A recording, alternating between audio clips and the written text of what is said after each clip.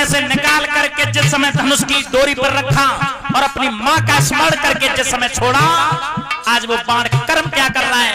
ऐसा ही नहीं,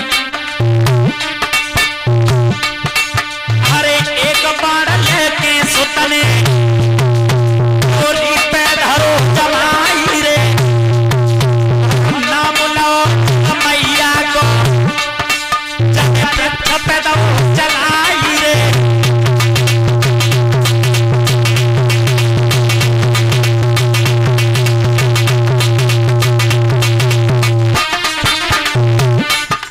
माँ का ध्यान धर के उस बेटा ने जिस समय वो बाण चलाया और बाण जिस समय पीपल के वृक्ष पर चलता है, सवरे पत्ता छेद के पूरे पेड़ पे घूम रहा है वो बाण।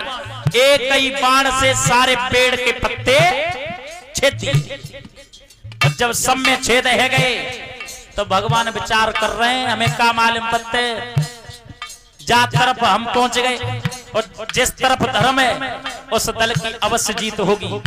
और जब जीत हो गई जा दल की, वो दल कोई और नहीं पांडवों का दल होगा, क्योंकि उसमें स्वयं नारायण है और धर्म है।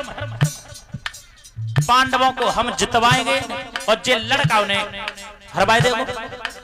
श्रोताओं, कर्म क्या किया? जवाब दो। जब पेड़ ही पेड़ पे तो घूम रहे हो, देखे जब पेड़ के पत्ता और को में दुबका के देखे छेद कर दे, तब क्या करो भगवान? तीन लोक के स्वामी ने ऊपर भुजा उठाई रे, एक पत्ता कहते तोरो आते लो आई रे।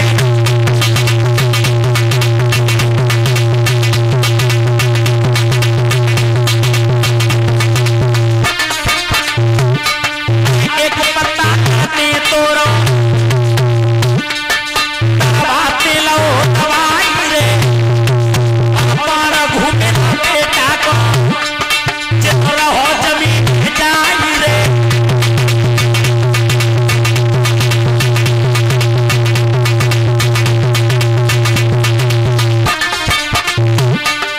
एक पत्ता अपनी भुजा से तोड़ करके नीचे पाए के नीचे दबा लो, और जब पाए के नीचे पत्ता दबाओ कहते वो बाण घूम रहा है, सब पत्ता छेदत वो, और जैसे पाए के नीचे पत्ता दबाओ वो बाण धरती में जाकर के भगवान के पैर के नीचे से छेदने लगा। और जब पैर के नीचे से छेदो, बब्बरी कने कही महाराज माफ करियो, तुम्हारे पाए के नीचे एक पत्ता है, ऐसा करो पाए को हटा लो, वरना जब पैर को फाड़ता हुआ बाण ऊपर आ जाएगा। आहा, जैसे इतनी बात सुनी श्रोता बंधुओं, आज भगवान के सारे शरीर पर पसीना आ गया। ऐसा ही नहीं, हरे मुश्किल जीना सब कायाते चलो पसीना।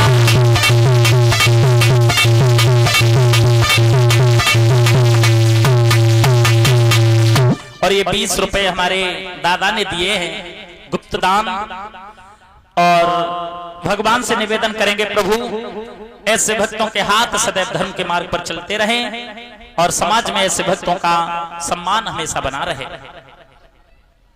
आज जवाब दिया प्रभु, इस पैर को हटा लो, वरना पैर को फाड़ता हुआ बाण ऊपर निकल आएगा, क्योंकि तुम्हारे पैर के नीचे एक पत्ता है। भगवान ने पैर को हटा लिया, सारे शरीर पे पसीना चलने लगा। तो भगवान क्या कह रहे हैं? लला जे बताओ, तुम बाणधारी इतने बड़े हो कि तुम हारे हुए दल को जिता सकते हो, तो दानधारी कितने हो? जवाब दिया प्रभु, कुछ मांग के देख लो। जवाब दिया, जो हम मांगेंगे वो दे दोगे? जवाब दिया हाँ। 3 बार वचन दिलवाया कि प्रभु मांग के देख लो, जो मांगोगे मैं वही दूंगा, वही दूंगा, वही दूंगा। भगवान ने विचार करो, जब 3 वचन ले ही ले, हम जितवाएंगे पांडवों को और ये पांडवों को हरवा देगा। जवाब दो लला, ऐसा करो अपना ये शीश काट करके हमें दे दे। श्रोताओ, आज वो लड़का बोला है, प्रभु तुमने ये क्या मांग लिया? मैं तो युद्ध करने के लिए आया था, मेरी मैया ने ये कह करके भेजा कि बेटा जा काऊ की जा युद्ध में हार होवे भाई जिताई दिए उसकी मदद करना, लेकिन प्रभु तुमने तो मेरो शीश ही मांगे लो, अब मैं युद्ध कैसे करूंगा। जवाब दिया बेटा तुम युद्ध नहीं कर सकते, हाँ युद्ध देख जरूर सकते हो। तो वो लड़का हाथ जोड़ करके जवाब दिया है उस लड़के ने, प्रभु शीश तो मैं दे दूंगा, आज तलवार निकाल करके शीश काट करके भगवान के हाथों में दे दिया। प्रभु लो देखिए कितना बड़ा बलवान था, कितना बड़ा दानवीर था, जो 16 वर्ष की उम्र में शीश काट करके दान में दे दिया। श्रोताओं तब उस कटे हुए शीश में से आवाज आ रही है, प्रभु मैं ये युद्ध देखना और करना चाहता था, लेकिन तुमने शीश मांग लिया। प्रभु मेरी एक बात सुनो। क्या बोलो?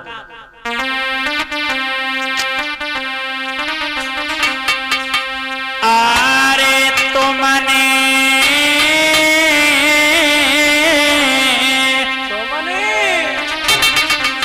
अरे बन के भिखारी दीनानाथ